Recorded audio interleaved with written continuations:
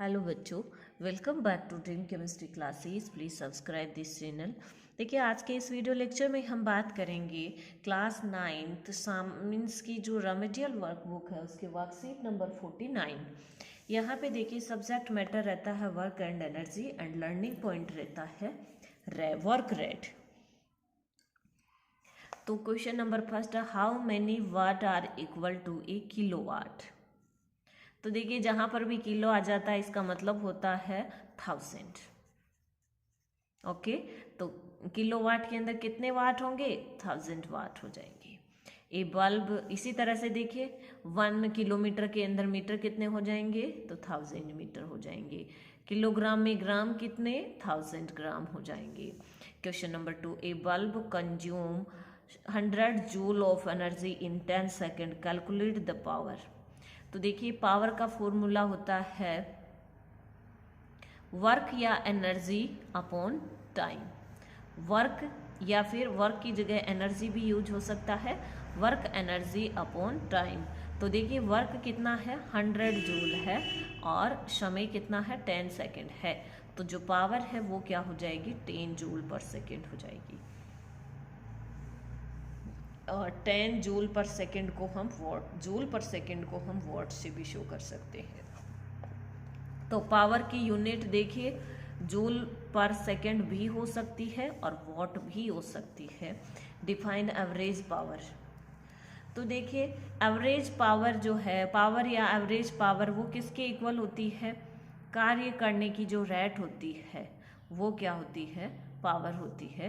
तो average power is equal to dividing the total energy consume by the total time taken. यानी जो total energy है अगर उसको टोटल टाइम से डिवाइड कर दिया जाए तो वो आ जाती है average power. Question number 4, a boy of 50 kg mass run and climb 40 steps to stair in 9 seconds. If the height of each step is 15 centimeter, then calculate the power. Hint, G is equal to 10 meter per second square. तो यहाँ पे देखिए, हम calculate कर लेंगे। हमें क्या calculate करना है? पावर कैलकुलेट करनी है। और पावर का लिए जो फॉर्मूला होता है वो क्या होता है? देखिए, power is equal to work upon time होता है। क्या होता है? वर्क अपॉन टाइम होता है, वर्क या एनर्जी। अब यहाँ पे एनर्जी की बात करें तो देखिए, जो पोटेंशियल एनर्जी यूज हो रही है जिसमें वेट दे रखा है, जी हमें पता है। तो जो पोटेंशियल एनर्जी होती है, कौन सी एनर्जी? Potential energy. उसका फॉर्मूला होता है mgh। क्या होता है? mgh। तो यहाँ पे देखिए, हमें ये mgh वाला फॉर्मूला क्यों यूज करना है? क्योंकि देखिए, यहाँ पे उसका मास दिया गया है, g यानी कि गुरुत्वीय एक्सेलरेशन दिया गया है, h यानी कि हाइट दी हुई है। तो हम इजी वे में इसको यूज करेंगे, ठीक है ना। तो देखिए, वेट कितना है? 50 kg है उसका। कितना है? 50 kg। और 50 kg को देखिए, यहाँ पे आप इतना भी लिख सकते हैं, 50 kg तक ही लिखिए, ठीक है ना। 50 kg, यस। ज़्यादा यहाँ पे फिर अपन आगे फॉर्मूले के अंदर ही रख देंगे। इसको हम क्या करेंगे? इरेज करेंगे। यहाँ पे ओनली 50 kg ही रखेंगे। ये लीजिए। फिर देखिए आगे क्या है? ही क्लाइम 40 स्टेप। तो हमें टोटल हाइट काउंट करनी है, टोटल हाइट। तो टोटल हाइट हम कैसे करेंगे? 40 स्टेप उसके अंदर है और 1 स्टेप की जो हाइट है वो है 15 सेंटीमीटर। तो 40 इंटू 15, और ये कितना हो गया अपने आप में? 600 सेंटीमीटर हो गया। 600 सेंटीमीटर। और 600 सेंटीमीटर को हम मीटर में कन्वर्ट करेंगे तो ये आ जाएगा 6 मीटर। और टोटल टाइम कितना हो रहा है? 9 सेकेंड। तो पावर क्या हो जाएगी यहाँ पे? mgh इंटू अपॉन में t। तो m देखिए यहाँ पे क्या है? मास उसका 50 kg। क्या है? मास 50 kg। तो यहाँ पे देखिए, ये डायरेक्ट जो 500 कर रखा है उसकी बजाय हम m की वैल्यू रखेंगे 50 इंटू जी की वैल्यू 10, और h की वैल्यू कितनी है? देखिए हमारे पास में h की वैल्यू है 6, और इसकी g की वैल्यू आ गई 10। g की वैल्यू कितनी आ गई? 10 आ गई और अपॉन में 9। अब इसको सॉल्व करेंगे तो ये इतनी आ जाती है, ठीक है, ये पावर कैलकुलेट हो जाती है। Question number 5, derive the formula of power. Formula है पावर का, formula power is equal to work upon टाइम, P is equal to W upon T। चलते हैं नेक्स्ट वर्कशीट। वर्कशीट नंबर 50, यहाँ पे साउंड अपना चैप्टर रहेगा और concept of sound learning point रहेगा। तो क्वेश्चन नंबर फर्स्ट है, Radha tie A cloth hanger with 2 thread, connect the thread with a paper glass and put it on her ear. Now she hit the hanger with some solid object. She heard a noise from the hanger loud than usual. तो यहाँ पे क्या होगा, Radha heard the sound of the hanger because, Radha ने hanger से sound सुनी, क्यों, क्योंकि उसके अंदर वाइब्रेशन हुआ।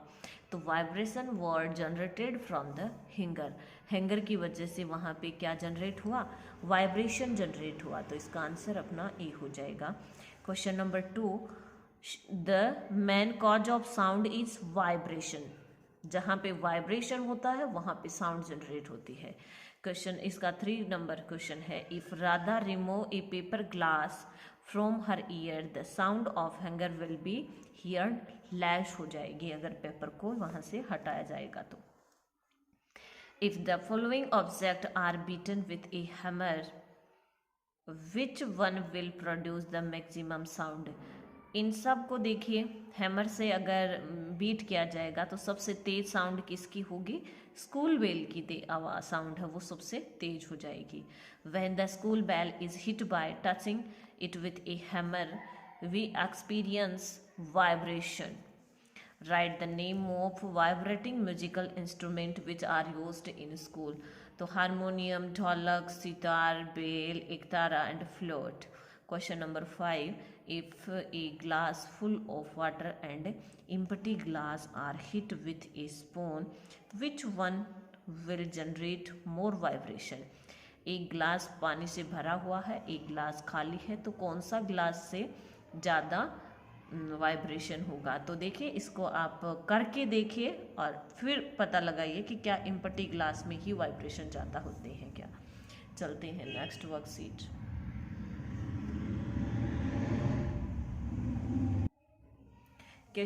वर्कशीट नंबर 51 है, इसके अंदर देखिए मैटर रहता है साउंड एंड साउंड ट्रांसमिशन। तो इसका फर्स्ट नंबर क्वेश्चन है, Hari like to do experiment, he took a glass बोतल with a vacuum pump, placed a mobile phone in the बोतल and close the lid. Now the mobile bell rang and listened carefully to the sound. Now with the help of vacuum pump, all the air was taken out and vacuum was created in a bottle. Gradually the sound of mobile bell became less audible. Answer the following question on the basis of Hari's experiment and tick on the correct answer. देखिए एक experiment है जिसके अंदर ये एक क्या ली गई है, बोतल ली गई है। पहले यहाँ पे इसके अंदर एक वैक्यूम लगा दिया गया है और अंदर मोबाइल फ़ोन रख दिया गया है। पहले फिर जब उसके अंदर मोबाइल में घंटी करेंगे तो क्या मोबाइल की घंटी कैसी सुनाई देती है, कितनी सुनाई देती है। फिर वैक्यूम के द्वारा इस यहाँ से जो एयर है उसको रिमूव कीजिए और उसके बाद में घंटी करके देखिए कि अब साउंड कैसी सुनाई देती है। ठीक है, ये एक्सपेरिमेंट है। क्वेश्चन नंबर फर्स्ट है, why did Harry hear the sound? Why did Harry hear the sound? Due to lack of air in the बोतल। तो ऐसा क्यों हुआ? क्योंकि जब वैक्यूम क्रिएट किया गया, हवा निकाली गई इसके अंदर से, तो एयर की कमी की वजह से साउंड है वो कम सुनाई देती है। To lack of air in the बोतल इज कॉल्ड। तो जब बोतल के अंदर एयर की कमी हुई तो उसे क्या कहा जाएगा? क्रिएटिंग वैक्यूम इन द बोतल। उस कंडीशन को क्या कहा जाता है? जहाँ पे एयर नहीं होती है उसे वैक्यूम कहा जाता है। Propagation of sound, transmission of sound from one place to another place in vacuum occurs. तो क्या वैक्यूम के अंदर जहाँ पे एयर नहीं है वहाँ पे साउंड का ट्रांसमिशन पॉसिबल है? No. Medium is necessary for the propagation of sound. Sound के प्रोपागेशन के लिए किसकी जरूरी है ज़्यादा? मीडियम की ज़रूरत हमें पड़ती ही पड़ती है। Question number 2, draw a diagram of the disturbance caused by the sound vibration. This shape wave is similar to be shape form by slowly dropping a pebble into the still water. तो इस तरह से देखिए ये vibrations को यहाँ पे इस हल्के हल्के से वाइब्रेशन इस तरह से इनको क्या किया गया है, ये वाइब्रेशन को शो किया गया है।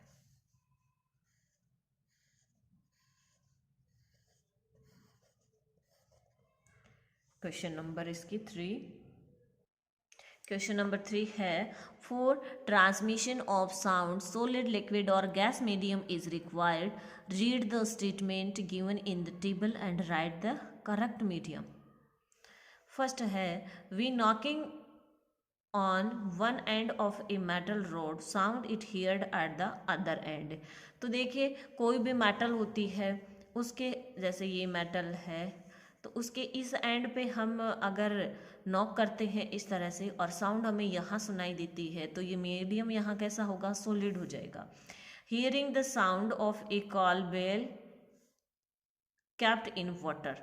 वाटर के अंदर रखी गई जब हम साउंड सुनेंगे तो वहाँ पे लिक्विड मीडियम हो जाएगा। Hearing the sound of the school bell, तो स्कूल की घंटी की आवाज़ हमें कैसे सुनाई देती है? गैस मीडियम की वजह से सुनाई देती है। Hearing the sound of children talking with toy made of match stick and thread, तो यहाँ पे सॉलिड स्टेट मीडियम हो जाएगा। Listening to the sound of the heart beat with the help of stethoscope by the doctor, solid medium हो जाएगा। Hearing the horn of train at the railway station, gas medium हो जाएगा। Question number 4 है, sound is propagated in the form of longitudinal wave, take the right diagram of longitudinal wave. तो longitudinal wave का जो correct diagram होता है वो है यही वाला। इस तरह से ये वर्कशीट कंप्लीट होती है। मिलते हैं नेक्स्ट वीडियो में नेक्स्ट वर्कशीट के साथ में।